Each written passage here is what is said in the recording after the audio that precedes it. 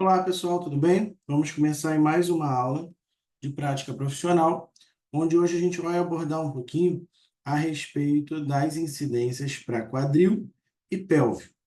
Antes da gente começar a falar especificamente sobre as incidências, o que a gente precisa entender, né? Como que se dispõe aí essas regiões para a gente, tanto a região do quadril quanto a região da pelve, para que a gente possa saber exatamente aquilo ali que a gente está radiografando. Então, quando a gente fala da pelve como um todo, né, a gente consegue visualizar nessa imagem a estrutura que a gente entende como pelve, né, que é o símbolo pélvico, a cintura pélvica aí para gente, que é a junção dos ossos ilíacos, né, com as suas divisões, ilho, isque e pubis, né, mas também junto aí com a região do sacro, por exemplo, com a região da parte proximal do fêmur. Então, a gente consegue ter, né, esse processo da percepção dos ossos que formam a pelve, ok? Importante lembrar que quando a gente fala de quadril, a gente vai estar se referindo aí ao encontro, né, do acetábulo com a cabeça do fêmur. Então, existe aí uma diferenciação quando é solicitado para a gente um exame de quadril e um exame de pelve, né? Então, a gente vai precisar entender que quando é solicitado o exame de pelve, a gente precisa visualizar toda essa totalidade da região, ou seja, toda essa imagem que a gente está visualizando aqui é o que normalmente a gente vai incluir no nosso exame de pelve.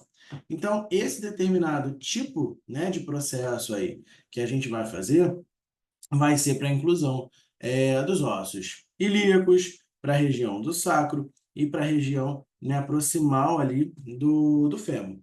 Então, quando a gente fala de pelve, é isso que a gente quer analisar. A gente quer analisar todas essas estruturas, ok?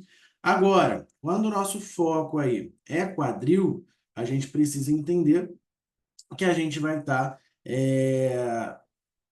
separando, né, dessa imagem, visualizando nessa imagem a estrutura, né, o ponto de encontro ali em relação ao acetábulo e à cabeça do fêmur. Então a gente precisa tomar muito cuidado em relação a isso, justamente por quê? Porque a gente tem o processo, né, de visualização do nosso dia a dia, nessas imagens aí que a gente vai estar utilizando, vai estar realizando dentro da radiologia, a gente precisa entender justamente que existe diferença entre um exame de quadril e um exame de pelve. O foco é diferente, né? O processo ali de visualização, ele é diferente. Então, nesse caso, o médico solicitou um exame de pelve, ele está falando da totalidade da região. O médico solicitou um exame de quadril, ele está falando especificamente da estrutura aí, o ponto de encontro da articulação. Importante a gente lembrar também que nessa mesma região a gente consegue encontrar a estrutura das articulações sacroilíacas, que é o ponto de encontro entre aí os ossos ilíacos, né? E também a estrutura do sacro. Então, pode também ter um foco específico só para as articulações sacroiliacas. Então, a gente precisa entender muito bem qual é o determinado tipo de solicitação que o médico está fazendo, para que a gente possa efetivamente, né, englobar aquela estrutura que está sendo solicitada. Então, assim, mais uma vez, lembrando aí a importância. Quadril, apenas a questão da articulação, né? A gente pode, no exame de quadril, acabar pegando um pouco mais da região do fêmur ou um pouco mais da região do ilíaco, isso vai depender também ali do processo de do foco, né, da indicação do exame, porque, por exemplo, se for um paciente, a gente vai ver isso daqui a pouquinho na radiografia, mas se for um paciente que acabou de vir de uma cirurgia de quadril, né, numa implantação de prótese de quadril, e aí vai ter o tamanho específico dessa prótese, a gente precisa entender, né, qual é o foco específico para esse tipo de exame, tá? Então, quando a gente fala especificamente aí sobre a região, né, da pelve, eu estou falando da totalidade. Quando eu estou falando do quadril, eu estou falando de articulação. E ainda existe aí para a gente também o processo da articulação sacroiliaca, ok? Então, eu vou compartilhar aqui com vocês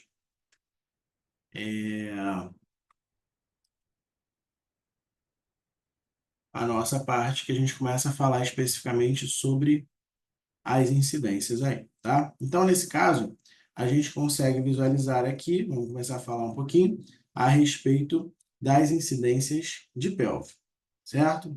Então, quando a gente fala desse processo, né, das incidências de pelve aí especificamente, a gente começa a entender que, como a gente abordou, a gente vai radiografar a totalidade da região. Tá vendo aí, em relação à radiografia, que eu consigo visualizar todo o ilíaco, sínfise púbica, enfim. A gente acaba tendo um processo aí de visualização, né, desse determinado tipo de estrutura como um todo. Os exames para pelvo, eles têm focos bastante parecidos, né? Que são a região de crista ilíaca, a região completa do ilíaco, a região de sínfise púbica. A gente vai até ali a parte de trocânter maior e trocânter menor, basicamente. A grande questão é que quando a gente vai fazer um exame de pelve, a rotina para pelve aí, a gente vai ter simplesmente um AP, mas a gente tem alguns determinados tipos de variações, que são aí os métodos que a gente classifica como métodos alternativos para pelve, tá? Lembrando aí que a gente, mais uma vez, está utilizando o site Anatomia, Papel e Caneta, que vocês podem estar acessando para estudos, né? Tem a parte de jogos do site, que é bastante interessante também, que vocês podem utilizar, tá?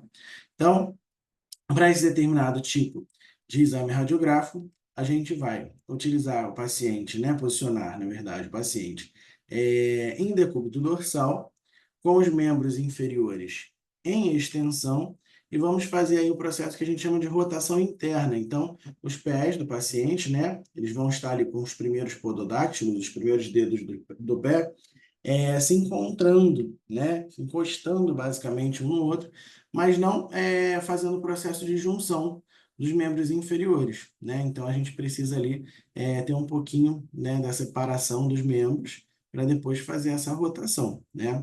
Muita gente acha que é só estender, né, os membros inferiores, que aí, no caso, os pés vão estar unidos ali, mas na verdade a gente estende e precisa obrigatoriamente fazer a rotação, tá? Com isso, essa parte final dos membros inferiores, elas acabam ficando em uma certa abdução ali também. O paciente ele vai estar posicionado sobre a linha central da mesa, os membros superiores vão estar estendidos e abduzidos ao corpo, justamente para não causar sobreposição, ou o que normalmente eu indico também, que pode ser feito, é que o paciente fique com os membros superiores apoiados em relação ao tórax, porque como não é uma região que a gente vai radiografar, a gente acaba tirando ali do nosso ponto de referência, né? Evitando o processo da sobreposição.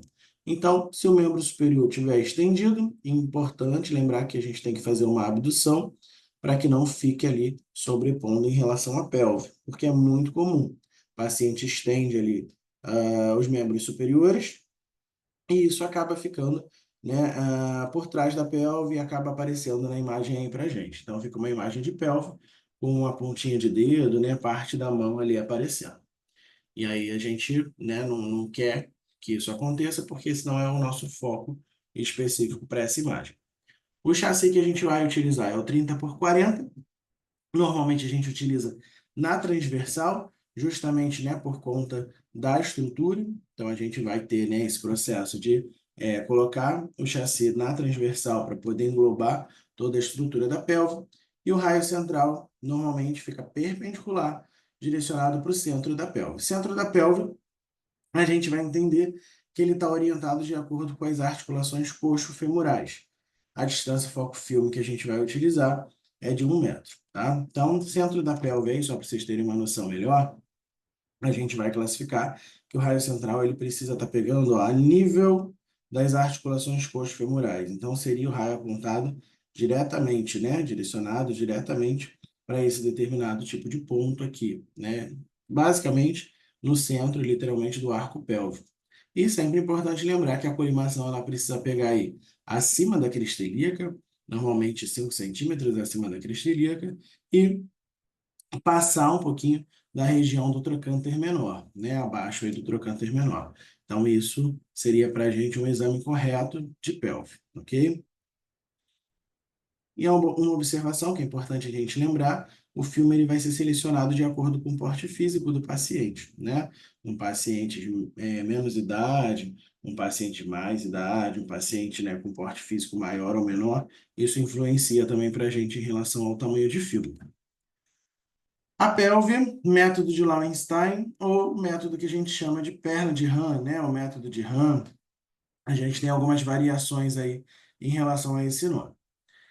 O paciente ele vai estar em decúbito dorsal, com os quadris e o joelho em o que a gente chama de flexão e abdução.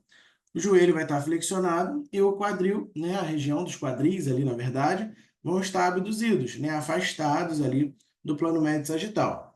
Então, o plano médio em relação do paciente ali, né, o plano médio sagital posicionado sobre a linha central da mesa, e os membros superiores podem ficar estendidos e abduzidos ao corpo, ou como vocês estão vendo aí na imagem, eles podem ficar apoiados no tórax, que foi a ideia, né? A dica que eu dei para vocês aí, ok? Nesse caso, chassi, raio central e distância foco-filme não vai mudar muita coisa. Por quê? Porque a gente tem o mesmo local, o mesmo foco, né? Que é a região da pelve. Importante lembrar que quando a gente faz qualquer movimento com os membros inferiores, a gente pode ter um processo de ajuste do nosso filme ali, do nosso receptor de imagem em relação ao paciente. Porque se você está abduzindo o quadril, elevando o quadril, isso pode aí acabar mexendo um pouquinho com a tua interação, tanto do raio central quanto do receptor de imagem. Então é importante sempre avaliar se está incluindo aí na imagem todas as estruturas que a gente precisa visualizar. Por que que esse método vai ser utilizado, Gabriel? Normalmente a gente utiliza esse método justamente por conta da rotação da cabeça do fêmur, né, em relação ao acetábulo ali. Justamente esse método vai ser utilizado para que a gente possa ter uma percepção, né, o médico ele possa avaliar de uma forma diferente essa região dessas articulações, ok? O AP de pelve, método de Van Rossem, né? Nesse caso, o paciente aí, ele vai estar basicamente quase que um AP de pelve simples, né? Mas a gente vai ter uma abdução dos membros inferiores. E aí essa abdução ela é mais significativa, né? A gente tem até uma angulação específica para poder utilizar. E aí o paciente em decúbito dorsal, os membros inferiores ali, né, em extensão e abdução, a aproximadamente 45 graus, ou seja, 25 graus, né, em média, para cada lado. Em relação à linha central da mesa, e vamos fazer também a rotação interna dos membros inferiores, né? Nesse caso, as pontas dos primeiros dedos não ficam encostadas umas nas outras, justamente por conta da abdução que está sendo feita ali nos membros inferiores, ok? É importante a gente lembrar, né, que vai ser feito, eu sempre dou essa dica, né, por conta do nome do método, que é método Van Rossem, que a gente vai fazer aí como se fosse a letra V com os membros inferiores, certo? Até para lembrar do nome do método, né, método de Van Rossem, justamente para fazer essa associação. Importante a gente também saber que tamanho do chassi, raio central e DEFOF, né? Ela normalmente permanece a mesma coisa. A grande questão é que é importante lembrar que houve movimento. Se houve movimento, sempre analisar tanto a direção do raio central quanto a direção do receptor de imagem. Então, raio central perpendicular em direção ao centro da pelve, a nível ali das articulações coxo-femorais. A gente vai ter outros métodos, né, que são métodos alternativos, o processo de avaliação aí das estruturas da pelve. Nesse caso, a gente tem o que a gente chama de AP axial de entrada ou AP axial de saída, né, que são os exames axiais aí da pelve. Nesse caso, é o que a gente chama também de inlet ou outlet. Inlet, AP axial de entrada, outlet, AP axial de saída. Nesse caso, o paciente vai estar em decúbito dorsal, os membros inferiores em extensão ou levemente flexionados, como a gente consegue ver na imagem. A gente não faz uma flexão muito grande e a gente tem um apoio para essa região dos joelhos aí. Posicionado sobre a linha central da mesa, e os membros superiores vão estar fora ali do nosso campo de visão, certo? Tamanho do chassi, a gente pode utilizar o 24 por 30 ou 30 por 40, normalmente também utilizado na transversal, mas isso vai depender ali para a gente do porte físico do paciente. O raio central, a gente utiliza com um ângulo ali de aproximadamente 30 graus cranial, quando a gente vai fazer o nosso AP axial de entrada, ou no formato caudal, né? Quando a gente vai fazer ali o nosso AP axial de saída, perfeito? Então, a gente tem, né, os dois formatos que podem ser utilizados ali. Raio central ele vai estar sendo orientado aí em relação a 5 centímetros abaixo e ou acima da borda superior da sínfise púbica, e a DEFOF a gente utiliza 1 metro, ok? Então, aqui a gente consegue visualizar os dois determinados tipos de exame, né? O nosso inlet, nosso AP axial de entrada, e o outlet, nosso AP axial de saída. Repara aí que, por conta da angulação, a estrutura, né, que está sendo visualizada na radiografia, ela vai mudar para a gente. Então, o foco aqui, né, em relação à radiografia, né, nesse caso, está sendo melhor visualizada a região de arco pélvico. Nesse caso, está sendo visualizado melhor a região de forame obturado, região de sínfise púbica, a região do isquio e pubis ali, tá? Então, a gente vai ter alguns processos de diferenciações em relação aí a essa angulação que vai ser utilizada no inlet e outlet. As oblíquas de pelvo, conhecidas aí para a gente também como alar e obturatriz. Nesse caso, o paciente ele vai precisar estar, né, fazendo um processo ali de inclinação a aproximadamente 45 graus, para que a gente possa ter uma visualização um pouquinho diferente da estrutura da região da pelve, tá? Nesse caso, o exame ele vai ser focado tanto para a região da pelve como um todo, né, e para a região dos quadris ali. Então, o paciente vai estar em decúbito lateralizado, com o plano médio sagital obliquado aí a aproximadamente 45 graus. Então, a gente vai ver que para alar, o quadril e o joelho vão estar em flexão e abdução, né? O que a gente utiliza ali, né? Essa perna que a gente... a perna está dobrada, né? Nesse caso, é o que a gente tem ali como flexão e abdução. E para a obturatriz, o membro ele vai estar em extensão, que é a imagem que a gente consegue visualizar aqui ao lado, certo? Sobre o membro oposto. Então, alar vai ser sempre aquele quadril que vai estar flexionado e abduzido e mais próximo da mesa. Obturatriz, o que vai estar estendido e mais afastado da mesa ali. Chassi vai ser relativo para a gente, de acordo com o tamanho de porte físico do paciente, mas a gente pode encontrar, né, para a utilização 24 por 30, 30 por 40.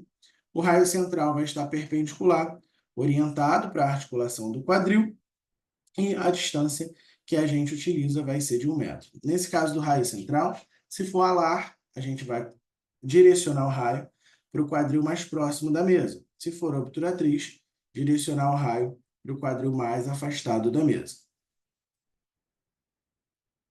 E aqui a gente consegue visualizar um pouquinho, né, sobre as duas incidências básicas de quadril, que são o AP e o perfil. Primeiro a gente vai falar sobre o AP. Nesse caso, o paciente ele vai estar em decúbito dorsal, o membro inferior em extensão e rotação interna, e a gente vai centralizar o quadril do paciente em relação à linha central da mesa. Importante lembrar aqui, ó, como a gente já havia falado, que o quadril, o nosso foco vai ser a articulação coxofemoral, o encontro ali do acetábulo com a cabeça do fêmur. Mas, nesse caso, a gente consegue visualizar que foi um exame pós-cirúrgico, pós-implante de prótese da região do quadril. Então, isso vai depender também do foco, né, da indicação daquele exame, que a gente precisa incluir ali na nossa imagem. O chassi pode ser utilizado 24 por 30 ou 30 por 40, na longitudinal, posicionado em relação aí à crista ilíaca. Orientado, raio central perpendicular em direção à articulação do quadril, e a distância que a gente vai utilizar é de 1 metro. Então, o exame é muito simples. Importante lembrar que quando é solicitado um exame bilateral de quadril, nesse caso, o mais indicado seria que nós fizéssemos ali uma imagem do quadril direito e depois uma imagem do quadril esquerdo. Agora, se o médico quer fazer um exame literalmente comparativo, incluindo as duas estruturas em uma radiografia só, o exame de pelve aí para a gente vai ser o exame mais funcional, porque aí a gente consegue visualizar as duas estruturas dos quadris. Então, é sempre importante saber qual é o foco específico desse exame. E ainda falando aí da região de quadril, a gente consegue visualizar aqui o que a gente classifica como perfil de quadril. É um perfil que basicamente a gente entende como alternativo, Porque literalmente, né, se a gente fosse fazer um perfil com um paciente lateralizado, o que que a gente teria? A gente teria muita sobreposição de estruturas ali. Então, nesse caso, a gente consegue identificar que o paciente ele vai estar em decúbito dorsal, né? O quadril e o joelho em flexão e abdução, e essa região do quadril ela precisa estar alinhada à linha central da mesa. O chassis, 24 por 30 ou 30 por 40, na longitudinal pode ser utilizado. O raio central perpendicular, orientado para a articulação do quadril, e a distância utilizada será de 1 metro, ok?